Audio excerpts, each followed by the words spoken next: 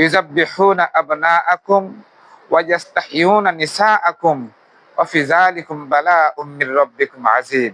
সাদাকাল্লাহুল আযীম। ওয়া ক্বালা আল্লাহু তাবারাকা ওয়া তাআলা ফিল কুরআন আল্লাযী জা'আলা লাকুমুল আরদা ফিরাশান ওয়াস সামাআ বিনাআন ওয়া আনসালা মিনাস সামাই মাআন ফাআখরাজা বিহি মিনাস সামারাতি রিজকান লাকুম ফালা তাজআলু লিল্লাহি আনদাদা ওয়া আনতুম তা'লামুন। সাদাকাল্লাহুল আযীম। আলহামদুলিল্লাহ। আল্লাহ রাব্বুল আলামিনের দরবারে শুকরিয়া আদা করছে এই জন্য যে মহান রব্বুল আলামিন আমরা এজ এ মুসলিম হিসেবে রাত্রিতে যখন ঘুমিয়ে পড়েছিলাম, সলাতুল ইশা আদায়ের মাধ্যমে আল্লাহর বরত্ব প্রকাশের মাধ্যমে আমরা বিশ্রামে গিয়েছিলাম, ঘুমন্ত অবস্থায় ছিলাম। ঘুম থেকে জাগ্রত হবার সঙ্গে সঙ্গে জাগতিক কোনো কাজে আমরা প্রথমে অংশগ্রহণ করি নাই। সর্বপ্রথম মহান আল্লাহ পাকের বরত্ব প্রকাশের মাধ্যম হিসেবে সালাতুল ফজর আদায়ের জন্য মসজিদে আসতে পেরেছি, এর জন্য তার শুকরিয়া আলহামদুলিল্লাহ। রাসূলের শানে ভালোবাসাপূর্ণ দরুদ ও সালাম যে রাসূল আকরাম সাল্লাল্লাহু আলাইহি ওয়াসাল্লাম তার জীবনের প্রত্যেকটা কর্মসূচির উদ্দেশ্য ছিল তার উম্মতে মুহাম্মাদি তথা আমরা কিভাবে জাহান্নামের পথ থেকে ফিরে জান্নাতের মেহমান হতে পারি। যে রাসূলের প্রত্যেকটা কর্মসূচি ছিল পথহারা মানুষগুলো কিভাবে সুপথ ফিরে পায়, কিভাবে এই উম্মতে মুহাম্মাদি আল্লাহ ভোলা মানুষগুলো আল্লাহর সঙ্গে সম্পর্ক তৈরি করতে পারে, সর্বোপরি জাহান্নামের পথ থেকে পরিত্রাণ লাভ করে কিভাবে এই উম্মতে মুহাম্মাদি জান্নাতের সর্বোচ্চ মাকাম পর্যন্ত পৌঁছতে পারে, এই লক্ষ্যে তার সারা জীবনের প্রত্যেকটা কর্মসূচি ছিল। সেহেতু আমরা তার প্রতি ভালোবাসাপূর্ণ দরুদ ও সালাম পেশ করছি, সকলে মহব্বতের সাথে পড়ছি সাল্লাল্লাহু আলাইহি ওয়াসাল্লাম। সম্মানিত ভাইরা, সূরাতুল বাকারা থেকে আমি আপনাদের সামনে খন্ড খন্ড দুখানি আয়াতে কারিমা তিলাওয়াত করেছি। আল্লাহ পাক সুস্পষ্টভাবে ইরশাদ করেন, আল্লাযী জাআলা লাকুমুল আরদা ফিরাশান। আল্লাহ তো তিনি যিনি বিশাল জমিনকে আল্লাহ পাক বলছেন তোমাদের জন্য বিছানা স্বরূপ করে দিয়েছি। সুবহানাল্লাহ, সুবহানাল্লাহ। এখন প্রশ্ন হলো, আল্লাহ পাক জমিনকে বিছানার সঙ্গে তুলনা করলেন কেন? আল্লাহ পাক জমিনকে বিছানার সঙ্গে তুলনা করার কারণ হলো যে মানুষ হিসেবে আমরা সারাদিন বিভিন্ন কর্মব্যস্ততার মাঝে থাকি। বিভিন্ন কর্মব্যস্ততার মাঝে থাকার কারণে আমরা যখন কর্ম শেষে ক্লান্ত হয়ে যাই, বিশ্রামের জন্য আমরা বিছানায় যাই, রাত্রিবেলা একটু আরাম আয়েশের জন্য ঘুমানোর জন্য বিছানায় যাই, ঠিক কিনা বলেন? তো বিছানায় গিয়ে যদি দেখেন আপনার বিছানাটা এলোমেলো এবং বিছানাটা একটু নোংরা, বা বিছানার কাঁথা বালিশ গুলো জগা খিচুড়ি করানো, অথবা বিছানায় একটু ময়লা আবর্জনা পড়ে আছে, ব্যক্তিগতভাবে আপনি বলেন তো দেখি, আপনার মেজাজ তখন নরম হবে না গরম হবে? এই যে মেজাজটা আপনার গরম হবে, কার উপরে গরম হবে? ভাবি শাহের উপরে, চাচি আম্মার উপরে, বা দাদি জানের উপরে। কি বলেন? বিছানাটা এরকম নোংরা কেন? তার মানে বিছানা যদি নোংরা হয়, সেই বিছানায় বিশ্রাম কিন্তু আরামদায়ক হয় না, অস্বস্তি বোধ হয়। আল্লাহ পাক বোঝাতে যাচ্ছেন জমিনকে আমি তোমাদের জন্য বিছানা স্বরূপ এই জন্য ঘোষণা করেছি, তোমরা যে বিছানায় আরাম করার জন্য যাও, সেই বিছানা যদি ময়লাযুক্ত থাকে, তাহলে সে ময়লাযুক্ত বিছানায় যেমন তোমরা স্বাচ্ছন্দ্য বোধ করো না, শান্তি বোধ করো না, অশান্তি বোধ করো, অস্বাচ্ছন্দ্য বোধ করো, এবং দ্রুত গতিতে তোমাদের চেষ্টা থাকে এই বিছানাকে পরিপাটি করে যেন তোমরা সুন্দরভাবে স্বাচ্ছন্দ্যভাবে ঘুমাতে পারো। তোমরা যেমন তোমাদের বিছানাগুলোকে পরিষ্কার পরিচ্ছন্নতা করে রাখো, ঠিক অনুরূপ ভাবে আমি আমার জমিনকে তোমাদের জন্য বিছানা স্বরূপ করে দিয়েছি। সুতরাং আমার বিছানাকে, এই জমিনকে তোমরা পরিষ্কার পরিচ্ছন্নতা করে রাখবে। এখন প্রশ্ন হলো, আল্লাহর জমিনের ময়লা আবর্জনার কি অভাব আছে? যদি মনে করেন এই যে বাগান বাড়ি, বাঁশঝাড়, আর আপনি বড় বড় আফ্রিকান যে জঙ্গল, নদী, খাল, বিল, হাওর, এইগুলো কি আমাদের জন্য পরিষ্কার করা সম্ভব? আল্লাহ পাকের ভাষায় এইগুলো তো আল্লাহর জমিনের ময়লা নয়, এগুলো আল্লাহর জমিনের ময়লা নয়, বরং আল্লাহর জমিনের ময়লা হচ্ছে, সবচাইতে বড় ময়লা হচ্ছে আল্লাহর জমিনের, তা হচ্ছে দুর্নীতি। প্রত্যেকটা অফিসের ঘুষ ছাড়া ফাইল নড়ে না, ঠিক কিনা বলেন? আপনি কোন সেক্টরে তাকাবেন? আমাদের মাথার উপরে ফ্যান চলছে, বিদ্যুতের লাইট চলছে, আপনি এই বিদ্যুৎ সেক্টরে যান, একটা মিটার নামাবেন, একটা মিটার নিবেন, দেখেন কত দালালের পিছনে ঘুরতে হয়। কথা বলেন ঠিক না ব্যাঠি? আপনি চিকিৎসা সেক্টরে যাবেন, চিকিৎসা সেক্টরের দিকে তাকালে দেখবেন যেই ডাক্তার অপারেশন করে, অপারেশন করার পরে এমনও সামাজিক যোগাযোগ মাধ্যমে আমরা জানতে পারি, আপনারাও জানেন, শুনেছেন, যে ডাক্তার অপারেশন করে যে সুই দিয়ে সেলাই করছে, সেই সুই নাকি আবার ভেতরে দিয়ে সেলাই করছে। অপারেশন করছে যে বেলেট দিয়ে, সেই বেলেট নাকি পেটের ভেতর থুইয়াই সেলাই করছে। এরকম ঘটনা ঘটে। এই যে দুর্নীতি, আপনি কোন সেক্টরের দিকে তাকাবেন? শিক্ষা সেক্টরে তাকাবেন, শিক্ষা সেক্টর থেকে ইসলামকে মিশে দেওয়ার জন্য, ইসলামকে ধ্বংস করার জন্য সমস্ত আয়োজন প্রায় সমাপন করেছিল। আপনারা জানেন তো এগুলো। তার মানে আল্লাহর জমিনের ময়লা আবর্জনাতে, আপনার বাড়ির আশেপাশে যে ময়লাগুলো দেখেন, এগুলো তো আল্লাহর জমিনের ময়লা হিসেবে আল্লাহ পাক উল্লেখ করেন, বরং আল্লাহর জমিনের ময়লা হচ্ছে দুর্নীতি, আল্লাহর জমিনের ময়লা হচ্ছে ঘুষ নীতি, আল্লাহর জমিনের ময়লা হচ্ছে খুন খারাপি, অন্যায়, অবিচার, মিথ্যা মামলা দায়ের করা, মিথ্যা আদালত তৈরি করা, মিথ্যা সাক্ষী উপস্থাপন করা, নির্দোষী মানুষগুলোকে দোষী হিসাবে সাব্যস্ত করে মিথ্যা সাক্ষ্যর মাধ্যমে, মিথ্যা আদালতের মাধ্যমে তাদের মৃত্যুদণ্ড কার্যকর করা। এইগুলো হচ্ছে আল্লাহর জমিনের সবচেয়ে বড় বড় আবর্জনা, এইগুলো হচ্ছে আল্লাহর জমিনের বড় বড় ময়লা। এইগুলোকে পরিষ্কার পরিচ্ছন্নতা করার বিষয়ে আল্লাহ পাক ইশারা করেছেন। তোমাদের বিছানা নোংরা থাকলে যেরকম তোমাদের স্বাচ্ছন্দ্য বোধ হয় না, ঠিক আল্লাহর জমিনের ভেতরে এই সমস্ত ময়লা যদি থাকে, এই পৃথিবীতে, এই ময়লাযুক্ত সমাজে, এই ময়লাযুক্ত পৃথিবীতে কোনো মানুষ শান্তিতে বসবাস করতে পারবে না। সকল জায়গায় অশান্তির আগুন দাউ দাউ করে চলবে। আর বাস্তবতার সাক্ষী আমরাই।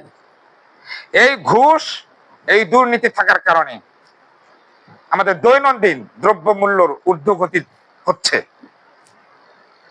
সাধারণ মানুষের জীবন জীবিকা কষ্ট হচ্ছে, আয়ের সাথে ব্যয়ের মিল নাই। কথা বলেন ঠিক না বেঠি? এই ময়লা আবর্জনা দূর করার জন্য, এই দুর্নীতি দূর করার জন্য, এই ঘুষ নীতি দূর করার জন্য এই দায়িত্ব কে পালন করবে? এই দায়িত্ব পালন করার জন্য আল্লাহ পাক কি ফেরেশতা পাঠাবে? আল্লাহর জমিনের এই দুর্নীতি দূর করার জন্য আল্লাহ ফেরেশতা পাঠাবে? আল্লাহ ফেরেশতা এসে এই দুর্নীতি দূর করবে? এই দুর্নীতি দূর করতে হবে আপনাকে আমাকে। দেখাই দিয়েছেন আল্লাহ রাসূল সাল্লাল্লাহু আলাইহি ওয়াসাল্লাম ইনসাফ ভিত্তিক বিচার ব্যবস্থা প্রতিষ্ঠার মাধ্যমে, ন্যায় শাসন ব্যবস্থা প্রতিষ্ঠার মাধ্যমে আল্লাহর জমিন থেকে এই দুর্নীতি দূর করা সম্ভব। সুবহানাল্লাহ বলেন। এখানে তালিম হলো, সুন্দর একটা তালিম হয়েছে, যে যেখানে কোরআনের জন্য মানুষ জমায়েত হয়, সেখানে কি হয়? আল্লাহ পাকের পক্ষ থেকে সাকিনা নাজিল হয়। তাহলে বোঝা গেল এখানে কোরআনের প্রতি ইঙ্গিত করা হয়েছে। তাহলে তালিম হতে হবে কোরআন থেকে, দর্শ হতে হবে কোরআন থেকে। অথচ কোরআনের আরেক জায়গায় আল্লাহ পাক এও বলছেন, সূরা মায়েদা ৬৭ নম্বর আয়াত, ইয়া আইয়ুহার রাসূল বাল্লিগ মা উনসিলা ইলাইকা মির রাব্বিক। হে রাসূল, আপনি তালিম করেন, তরবিয়ত করেন আপনার প্রভুর পক্ষ থেকে যা নাজিল হয়েছে সেখান থেকে। এই আয়াতের মাধ্যমে বোঝানো হয়েছে যে মানুষদেরকে নসিহতের জন্য আহ্বান করতে হবে কোরআনের মাধ্যমে। কিসের মাধ্যমে? কোরআনের মাধ্যমে। সে কোরআন আজ আমাদের মাঝখান থেকে উঠে গেছে। সুকৌশলে আমাদের কাছ থেকে কোরআনকে দূরে রাখা হয়েছে। দেখেন না কোরআন সেগুলো কোথায় আছে? মাকড়সার জাল বাঁধছে। আপনারা বাস্তব প্রমাণ দেখেন, রাখছেন না এখানে? এই কোরআনটা কেন নাজিল করা হয়েছিল? এই কোরআনটা কি নাজিল করা হয়েছিল মানুষ যখন মারা যাবে সেখানে কোরআন তেলাওয়াত করার জন্য শুধু? ওই কোরআন কি নাজিল হয়েছিল যে কার শরীরে জিন ভর করে ওই আয়াত লেখা তাবিজ লেখা গলায় ঝুলে দেওয়ার জন্য এই কোরআন নাজিল হয়েছে? আবার কিছু কিছু হাসিও পায়, কিছু কিছু ইয়াং ছেলে পেলে আসে কয় হুজুর স্বপ্ন দশায় বন্ধ হওয়ার জন্য তাবিজ দেন। এখন মজার বিষয় দেখেন যে তাবিজ নিলে কোরআন থেকে আয়াত লিখে তাবিজ ঝুলে রাখলে জিন দূর হয়, কোরআন থেকে আয়াত লিখে ঘুরে বেড়ালে স্বপ্নদোষ বন্ধ হয়, এটা এটা বিশ্বাস করে, এটা বিশ্বাস হয়। বাড়িতে কোরআন থেকে একটা, বাড়ির ভেতরে কোরআন থেকে একটা আয়াত লিখে বাড়িতে যদি রাখা হয় ওই বাড়ির ভেতরে কি হয় না, জিনেরা উপদ্রব থাকে না, এটা বিশ্বাস হয়। মানে এই কোরআনের আইন যদি চালু হয়, এই কোরআনের শাসন যদি চালু হয়, তাহলে আল্লাহর জমিন থেকে যে সমস্ত দুর্নীতি দূর হয়ে যাবে এটা বিশ্বাস হয় না। অথচ মাথায় টুপি আছে, জুব্বা আছে। ইসলামী শাসন ব্যবস্থাপনার মাধ্যমে সমস্ত দুর্নীতি দূর করা সম্ভব।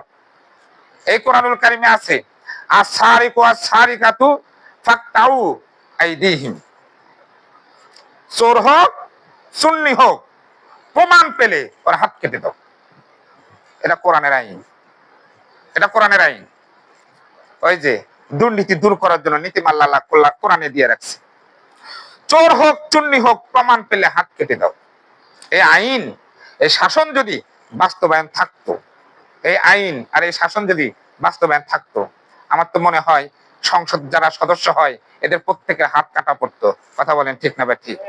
কোটি কোটি টাকা দুর্নীতি করে ওরা বিদেশের বাড়িতে পাচার করেছে।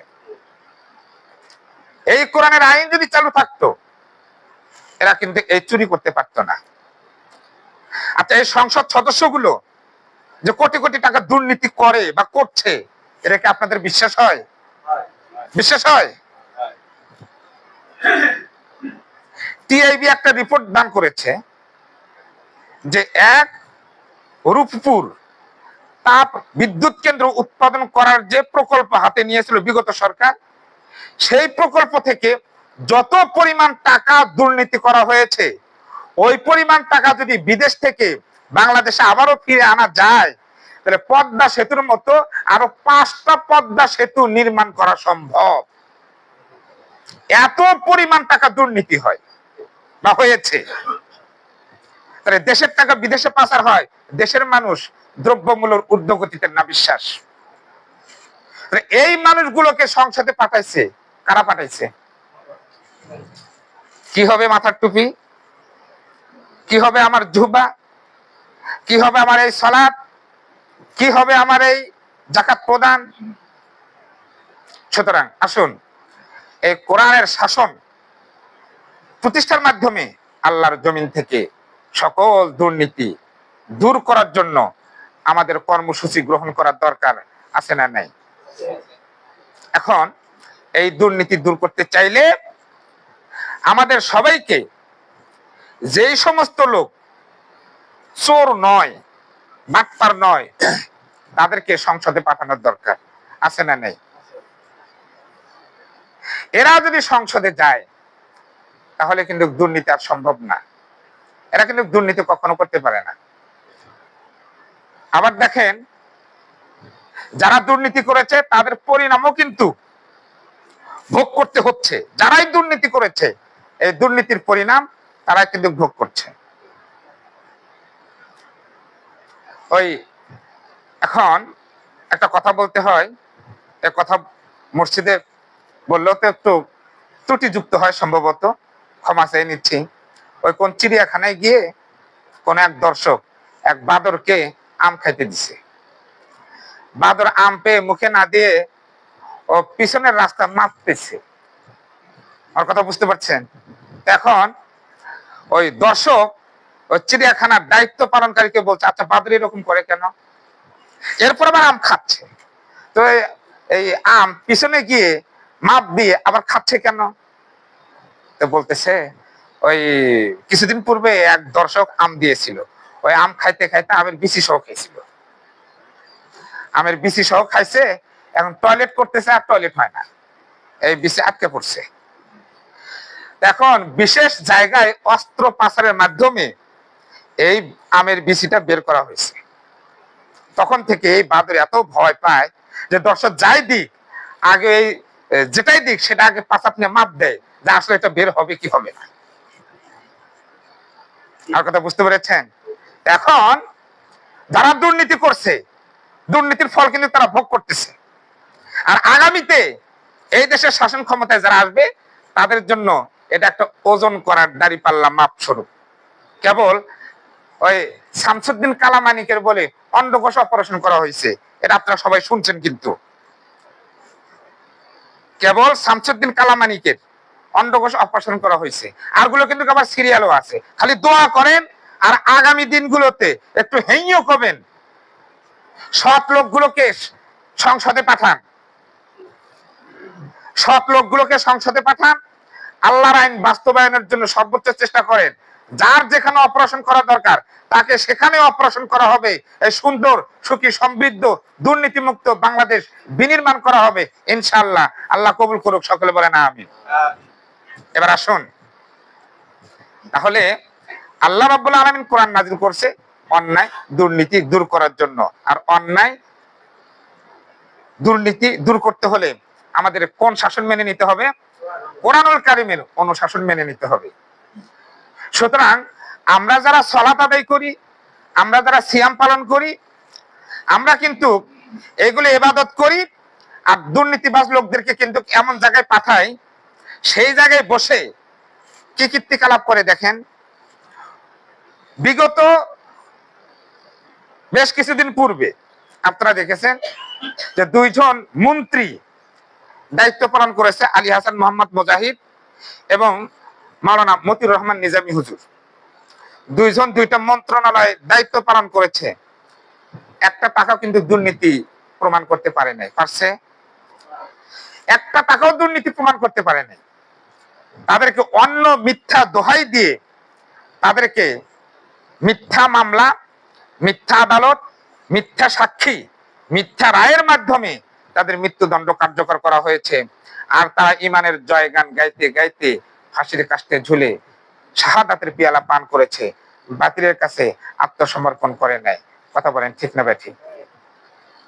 তাদের উদ্দেশ্য ছিল এদেশে কোরআনের অনুশাসন বাস্তবায়নের মাধ্যমে এদেশ থেকে সমস্ত দুর্নীতি দূর করা, সমস্ত অন্যায় অবিচার দূর করা এবং একটি উন্নয়নশীল সুখী সমৃদ্ধ একটি দুর্নীতিমুক্ত দেশ রাষ্ট্র আন্তর্জাতিক পরিমণ্ডলে উপস্থাপন করা। তারই ধারাবাহিকতায় আজ আমি আপনাদেরকে দাওয়াত দিচ্ছি, মেসেজ দিচ্ছি, আসুন সৎ লোকের শাসন চাই, আল্লাহর আইন চাই। সৎ লোকের শাসন চাই, আল্লাহর আইন চাই। অথচ আমরা নামাজ পড়ি, টুপি পড়ি, জুব্বা পড়ি, কিন্তু আল্লাহর আইন প্রতিষ্ঠিত হোক এটা কিন্তু আমরা চাই না। অনেকেই কিন্তু চাই না। আবু জাহেল বদরের যুদ্ধের পূর্বে কাবা ঘরে চৌকাঠ ধরে শপথ করতেছে, আল্লাহ আগামীকাল বদরের যুদ্ধ তুমি হকের বিজয় দিও। আচ্ছা, আবু জাহেল যে দোয়াটা করলো, এই দোয়া দ্বারা আপনারা কি বুঝলেন? আবু জাহেল আল্লাহকে মান, আল্লাহ প্রতি বিশ্বাস ছিল। বিশ্বাস ছিল কি ছিল না? সে বিশ্বাস যদি না থাকতো, সে কে কাবা ঘরের চৌকাঠের উপরে হাত দিয়ে আল্লাহর কাছে দোয়া করে, আল্লাহ তুমি আগামীকাল বদরের যুদ্ধ তুমি হকের বিজয় দিও? এই কথা দ্বারা প্রমাণিত হয় আবু জাহেলের কিন্তু আল্লাহ যে আছে মানত, আল্লাহ যে আছে বিশ্বাস করত। আর উহুদের যুদ্ধে যখন আবু জাহেল মারা যায়, রাসূল করিম সাল্লাল্লাহু আলাইহি সাল্লাম উহুদের ময়দান পরিদর্শনের জন্য আসলেন। আল্লাহ রাসূল বললেন, আবু জাহেলের দেহটা কোথায়? আব্দুল্লাহ ইবনে মাসউদ রাদিয়াল্লাহু তাআলা আনহু নিজে আবু জাহেলের মাথাটা উঁচু করে ধরেছিলেন, এই দাড়ি ধরে আবু জাহেলের মাথাটা উঁচু করে ধরেছিলেন। আল্লাহ রাসূলকে বলেছিলেন, হে আল্লাহ রাসূল, এই যে আবু জাহেলের মাথা।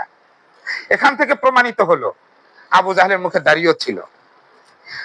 তাহলে তার মুখে দাড়িও ছিল, সে নামাজও পড়তো এবং আল্লাহকে বিশ্বাসও করত, যার কারণে কাবা ঘরের চৌকাঠ ধরে আল্লাহর কাছে সাহায্য চাইলো, আল্লাহ আগামীকাল বদরের যুদ্ধ তুমি হকের বিজয় দিও। আল্লাহ বললেন, তোমার দোয়া যদি কোনোদিন কবুল নাও করছে, অন্তত পক্ষে আজকে তোমার দোয়া কবুল করলাম। সুবহানাল্লাহ বলেন। আসলে হক যে কাকে বলে আর বাতিল যে কাকে বলে আবু জাহেল তো সেইটাই বুঝতে পারে নাই। নামাজ পড়ছে ঠিক, দাড়ি রাখছে ঠিক, আল্লাহকে মানছে ঠিক, কিন্তু আল্লাহর শাসন, কোরআনের শাসন আল্লাহর জমিনে প্রতিষ্ঠিত হোক, এইটার বিরোধিতা আবু জাহেল করত। কারণ আল্লাহর আইন যদি প্রতিষ্ঠিত হয়, তাহলে আল্লাহর আইন দিয়ে ফয়সালা করবেন তা আল্লাহ রসুল সাল্লাল্লাহু আলাইহি ওয়াসাল্লাম, তিনি তা কোরআন দিয়ে ফয়সালা করবেন। তো ফয়সালাকারী হিসেবে উনি রসুলকে মানতে রাজি নয়, ফয়সালাকারী হিসেবে নিজেকেই প্রকাশ করতে চায়। এই যে ক্ষমতার মোহ, আল্লাহকে বিশ্বাস করত, সে নামাজ পড়তো, দাড়ি ছিল, টুপিও পড়তো। আর নবী সাল্লাল্লাহু আলাইহি ওয়াসাল্লামকে তো সে প্রথম উপাধি দিয়েছিল আলামিন। এই উপাধি কিন্তু আবু জাহেল দিয়েছিল সর্বপ্রথম, যে তার মতো ভালো মানুষ আর কেউ নাই।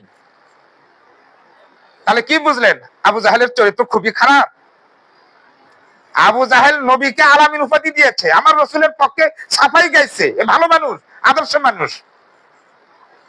রসুলের পক্ষে সাফাই গাইলো, বদরের যুদ্ধে যাওয়ার আগে কাবা ঘরের চৌকাঠ ধরে আল্লাহর সাহায্য চাইলো, মুখে দাঁড়িয়েও ছিল। অথচ এই লোকটাই সবচাইতে বেশি কোরআনের শাসনের বিরোধিতা করত। আর এই কারণেই আবু জাহেলের বর্তমান বাড়িতে আল্লাহ পাক পায়খানা বানায় দিছে। হাজী সাহেবরা যারা হজ করতে যায় ওইখানে যা টয়লেট করে, নাউজুবিল্লাহি মিন যালিক। এই জন্য আমি আপনাদেরকে যে মেসেজটা দিতে চাচ্ছি, আমরা যে বুজুর্গিগিরি দেখাতে চাই, আমরা নামাজ পড়ি, আমরা সিয়াম পালন করি, যাকাত প্রদান করি, ফকির মিসকিনকে সাহায্য করি, এইগুলোর মাধ্যমে আমরা যে জান্নাতের আশা করতেছি, এর চাইতে বেশি ইবাদত তো আবু জাহেলই করতো। কিন্তু একটা জায়গায় বিরোধিতা করতো, আল্লাহর জমিনে আল্লাহর দ্বীন প্রতিষ্ঠিত হোক, এটার বিরোধিতা করতো। এইটার বিরোধিতা করার কারণে ইসলাম থেকে সে খারিজ হয়ে গিয়েছে।